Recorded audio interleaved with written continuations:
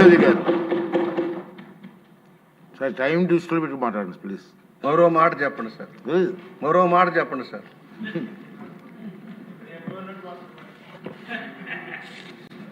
ఒకసారి అంటే సీనియర్ మెంబర్గా ఈ పాత్ర ఏంటో మా బాబు గారికి బాగా తెలుసు. మీరంటే గౌరవం, అందరికీ గౌరవం కోసం కాదు సార్, ఈ చరిత్రలో నేను కూడా చిన్న ఇంటర్ వాసి భాగస్వామ్యం ఉంది కనుక చెప్పాల్సిన అవసరం ఉంది. అమరావతి ఎందుకు, అమరావతి రాజధానిగా ఎందుకు? చరిత్ర, శాతవాహనులు తెలుగు రాజులు చరిత్రలో దేశాన్ని పరిపాలించిన రాజులు ఇక్కడి నుంచే, దాణ్యకోట అమరావతి నుంచి, శాతవాహనుల కాలం నుంచి కూడా. మహాయాన బౌద్ధం ప్రపంచవ్యాప్తి చెందడానికి ప్రధాన కారణం శ్రీపర్వతం అనే నాగార్జున కొండ. దాన్ని ప్రోత్సహించిన వాళ్ళు శాతవాహనులు. నాగార్జునుడు ఇక్కడి నుంచే తన మహాయాన సిద్ధాంతాన్ని ప్రపంచానికి చాటి చెప్పి బౌద్ధ వ్యాప్తి కారకులయ్యారు. అలాగే అదే డైనాసిటీలోనే వ్యాపారం అభివృద్ధి చెందింది. దండకోట నుంచి ఏదైతే చీరాల చిన్నగంజాం మధ్య ఉన్న మోటుపల్లి రేవు నుంచి వాణిజ్యం విదేశాలకు తరలిపోయేది. రోమన్స్ తోటి వాణిజ్యం చేశారు. అరేబియన్ కంట్రీస్ నుంచి కూడా వాణిజ్యం ఇక్కడ జరిగేది. ఆ తర్వాత కాకతీయ డైనాసిటీ వచ్చేటప్పటికి కూడా కాకతీయులు కూడా ఈ ప్రాంతం నుంచి పరిపాలన సాగించు తెలుగు భాషకి, తెలుగు నాణాలని కూడా గుర్తించి దాని ద్వారా ప్రాచుర్యం పొందిన చక్రవర్తులు ఉన్నారు. ఆ విధంగా ఈ ప్రాంతం అభివృద్ధి చెందింది. ఎందుకంటే మనం ఎందుకు ఈరోజు వస్తున్నాం? ఒకటి, దక్షిణాపథం అంతా ఒకే రాష్ట్రంగా ఉన్న రోజుల్లో తెలుగువారం అంతా చెన్నైకి వెళ్ళి అభివృద్ధి చేసుకుంటూ వెళ్ళాం. తెలంగాణ తమిళనాడులో పరిశ్రమలు అభివృద్ధి చేసుకున్నాం, పెట్టుబడులు పెట్టాం, ఇదే మన రాజధానికి అనుకున్నాం. ఆ తర్వాత తెలుగు వారికి అన్యాయం జరుగుతున్న భావంలో పొట్టి శ్రీరామ్ గారు త్యాగ ఫలితంగా భాషా ప్రయుక్త రాష్ట్రాలు వచ్చాయి. భాషా ప్రయుక్త రాష్ట్రాలు రావడంలో అనేకం కోల్పోయి వచ్చాం మనం. మొదటి నుంచి ఆంధ్ర ప్రాంతం అంతా, రాయలసీమ ప్రాంతం అంతా కూడా చెన్నై మీద ఆధారపడి ఉండేవాళ్ళం. చెన్నై ఎప్పుడైతే మనకి తమిళనాడుకి వెళ్ళిపోయిందో మనకి అవసరాలు పెరిగిపోయినాయి. తర్వాత కర్నూలు వచ్చాం. తర్వాత మళ్ళీ భాషా ప్రయుక్త రాష్ట్రాలు ఏర్పడిన ఆంధ్రప్రదేశ్ ఏర్పాటైన తర్వాత హైదరాబాద్ని డెవలప్ చేసుకున్నాం. హైదరాబాద్ సమగ్రంగా అభివృద్ధి చేసుకున్నాం. ఇదే మన రాజధాని అనుకున్నాం. దురదృష్టవశాత్తు భాషా ప్రయుక్త రాష్ట్రాల్లో మన విభజనవాదంలోకి వెళ్ళిపోయి మనం కట్టుబట్టలతో వచ్చాం. దానివల్ల తీవ్రంగా నష్టపోయిన ఆంధ్ర ప్రాంతం, రాయలసీమ ప్రాంతం అంతా కూడా, ఉత్తరాంధ్ర కానీ. ఫలితంగానే ఈ రోజున ఒక రాజధాని లేని రాష్ట్రం ఉంది. అనేక నగరాలన్నీ కూడా సాధ్యమైనంత వరకు నదీ తీర ప్రాంతాల్లోనూ, సముద్ర తీర ప్రాంతాల్లో అభివృద్ధి చెందినాయి. మనకు సరైన నగరం లేదు, పరిశ్రమలు లేవు, పెట్టుబడులు లేవు. వ్యవసాయ ఆధారంగా మిగిలిపోయాం. ఆదాయం లేని పరిస్థితుల్లో రాష్ట్ర విభజన జరిగింది అశాస్త్రీయంగా.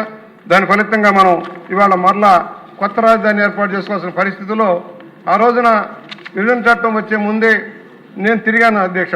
ఈ ప్రాంతం అంతా తిరిగాను. బాబు గారికి కూడా తెలుసు. నేను బాబు గారి పక్కన కూర్చొని హైదరాబాద్ పాత అసెంబ్లీ భవనంలో వారికి చెప్పాను, ఈ ప్రాంతం అంతా అచ్చంపేట డిగ్రేడెడ్ ఫారెస్ట్ 8000 ఎకర్స్ ఉంది సార్. డిగ్రేడెడ్ ఫారెస్ట్ 8000 ఎకర్స్ ఉంది. ఈ ప్రాంత రైతులు నష్టపోయి ఉన్నారు. పొగాకు కానీ పత్తి కానీ నష్టాలు పాలైపోయారు. భూములు ఇవ్వడానికి సిద్ధపడుతున్నారని వారి దృష్టిలో పెట్టాను నేను. ఆ సందర్భంలోనే ఒకటి చాలామందికి తెలియదు ఏంటంటే, సారవంతమైన భూమి అంటారు. మంగళగిరి నుంచి అమరావతి వెళ్లే దారిలో కుడి పక్క మాత్రమే సారవంతమైన భూమి. రోడ్డు దాడితే కటిక ఉప్పులు సార్. బోర్లు పడవు. ఎంఎస్ఎస్ కోటేశ్వరరావు మంత్రిగా ఉన్నప్పుడే ఎత్తిపోతల పథకాలు పెట్టి కొంతవరకు నీరు వచ్చింది. కానీ ఆ అమరావతి రోడ్డుకి కుడి పక్క మాత్రమే 1 కిలోమీటర్ ప్రాంతం మాత్రమే తీటి నీరు ఉంటుంది. ఆ తర్వాత కటిక ఉప్పులు, బోర్లు కూడా పడవు సార్. అందువల్ల రైతులు ఇవ్వడానికి సిద్ధపడ్డారు. తనకు మేలవుతుందన్న భావనలో వచ్చారు. మన విభజన తర్వాత రాష్ట్రధానిగా ఏది నిర్మాణం చేయాలన్నప్పుడు ఒకటి భౌగోళికంగా, క్లుప్తంగానే సార్, భౌగోళికంగా ఏమిటి దీని అనువైన ప్రదేశాలు దేనికి? ఒకటి నీటి వనరులు, Srisailam project, Nagarjuna Sagar project, Pulichintala project, Krishna barrage ఉంది. మరో 1-2 ప్రాజెక్టులు కట్టుకుంటే నీటి సమస్య ఉండదు. రాజధానికి ముఖ్యమైనది రైల్వే నెట్వర్క్. బహుశా మనకున్న రైల్వే నెట్వర్క్ ఎక్కడా లేదు సార్.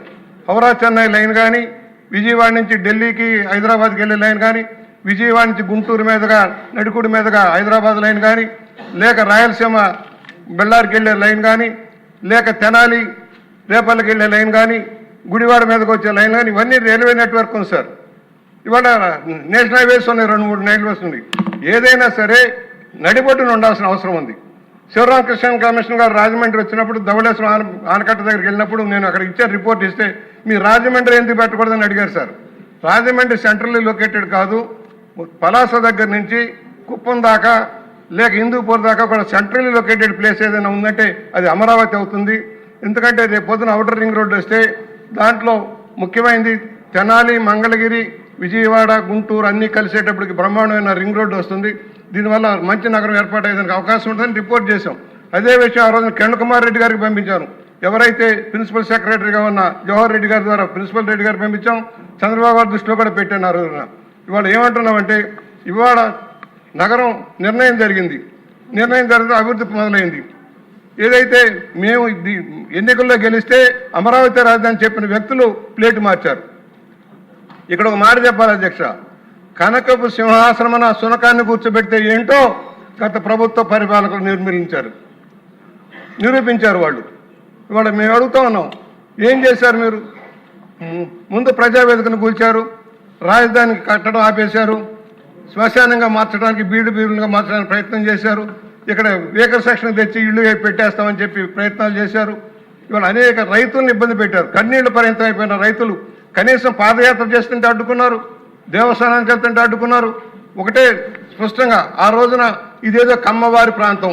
నేను అడుగుతా ఉన్నా, ఎవరైతే ఎస్సీ ఎస్టీలు 32% సార్, రెడ్లు 23% సార్, కమ్మవారు 18% సార్, బీసీలు 14%, కాపులు 9%, మైనార్టీలు 3%, ఇతరులు 1%, 100%లో ఇది సార్. ఇది కమ్మవారి ప్రాంతం ఎలా అవుతుందో మీరు చెప్పండి. అలాగే భూములు ఇచ్చిన రైతులు పెద్దవారు భూస్వాములు అన్నారు. నేను ఇక్కడ స్పష్టంగా చెబుతా ఉన్నాను, ఒక ఎకరంలో ఇప్పించిన వారు 20,490 మంది 10,035 ఎకరాలు ఇచ్చారు సార్. 2 ఎకరాల్లోపు 5,227 ఎకరాలు, 7,466 ఎకరాలు ఇచ్చారు సార్. 2 నుంచి 5 ఎకరాల పాటు 3,337, 10,104 ఎకరాలు, దాదాపు 28,000 ఎకరాలు ఇచ్చిన వాళ్ళు చిన్న సన్నకారు రైతులు అయినప్పుడు ఇది భూస్వాములు ఎలా అవుతారు సార్? వాడు పెద్దవారు ఇచ్చిందంతా కలిపితే 4,000 ఎకరాలు లేదు. కానీ తప్పుడు ప్రచారం చేసి ప్రజల్లో గందరగోళం సృష్టించి అధికారంలోకి వచ్చాక రాజధాని నష్టం చేశారు. ఏదైనా మనకొకటే శాతవాహనుల దగ్గర నుంచి కాకతీయుల దగ్గర నుంచి కూడా ఇక్కడే కాకతీయ రుద్రం వచ్చింది సార్. మన అసెంబ్లీ ప్రాంగణానికి దగ్గరలోనే శిలాఫలకం కూడా వేశారు, విడుదల చేశారు. ఇక్కడ రుద్రమదేవుడు మోటిపల్లిలో ఇప్పటికీ రుద్రమదేవుడు కట్టిన దేవాలయాలు ఉన్నాయి. రామలింగేశ్వర, విశ్వేశ్వరరాయలు కూడా అక్కడ ఉన్నాయి.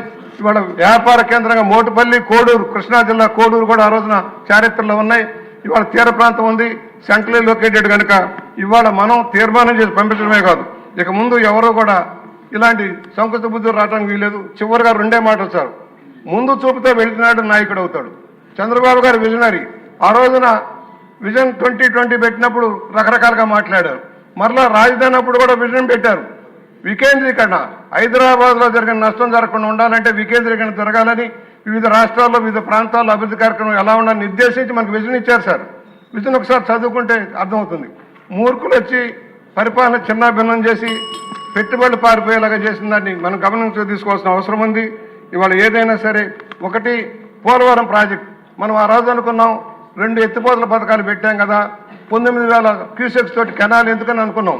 అదే రోజున సీతాభద్రావుని ఈఎన్సీని అడిగాను, ఏమండి ఇంత కెనాల్స్ పెడుతున్నారు అవసరమా అంటే ఆయన ఒకటే చెప్పాడు, రాబోయే రోజుల్లో తెలంగాణలో ఎత్తిపోతల పథకాలు వస్తాయి, నీరంతా తరలించుకుపోతారు, ముందు ఎంత వస్తే అంత నీరు తీసుకోవాలి, తర్వాత రిజర్వాయర్స్ అంత ఆలోచించవచ్చు, బ్యాలెన్స్ రిజర్వ్స్ తర్వాత ఆలోచించవచ్చు, ముందు ప్రాజెక్టులు కట్టాలని. ఇవాళ అదే ప్రాజెక్టుకి 38,000 క్యూసెక్స్ కావాలని మనం అడుగుతున్నాం. అంటే ముందు చూపు అవసరం దేనికైనా సరే. ఆ రోజున పట్టిసీమ కడుతుంటే ఎందుకన్నారు, 25 సంవత్సరాలు పట్టింది ప్రాజెక్టు, ఇంకా పూర్తవలా 25 సంవత్సరాలు పట్టింది. పట్టిసీమ లేకపోతే కృష్ణా, గుంటూరు జిల్లాలో, ప్రకాశం జిల్లాలో కానీ వెస్ట్ గోదావరిలో కానీ నీరుండేది కాదు సార్, తాగడానికి నీరుండేది కాదు. ముందు చూపుతో చంద్రబాబు గారు తీసుకున్న నిర్ణయం వల్ల సాధ్యమైంది. అందుకనే చెబుతున్నాం, ఒక దార్శనికుడు, ఒక విజనరీ, దేశానికే మార్గదర్శనం వహించిన నాయకత్వం వహించగల శక్తి ఉన్న చంద్రబాబు గారి నాయకత్వం ఈ రాష్ట్రం ముందుకు వెళ్లాల్సిన అవసరం ఉంది. అద్భుతమైన రాజధాని, భారతదేశంలోనే కాదు ప్రపంచంలో అద్భుతమైన రాజధానికి అన్ని సోకలు వస్తున్నందుకు ధన్యవాదాలు తెలియజేస్తూ ఈ తీర్మానాన్ని పూర్తిగా బలపరుస్తూ కేంద్రం వెంటనే ఆమోదించి ఈ చరిత్రలో మరొకరెవరు తప్పుడు విధానంలో వెళ్లకుండా నిర్దేశించాలని విజ్ఞప్తి చేస్తూ సెలవు. అనిత గారు. ధన్యవాదాలు అధ్యక్ష. అమరావతి రాజధానిగా చట్టబద్ధత కల్పించడానికి ఈ తీర్మానంలో మాట్లాడే అవకాశం కలిగజేస్తున్నందుకు ప్రత్యేకంగా మనస్ఫూర్తిగా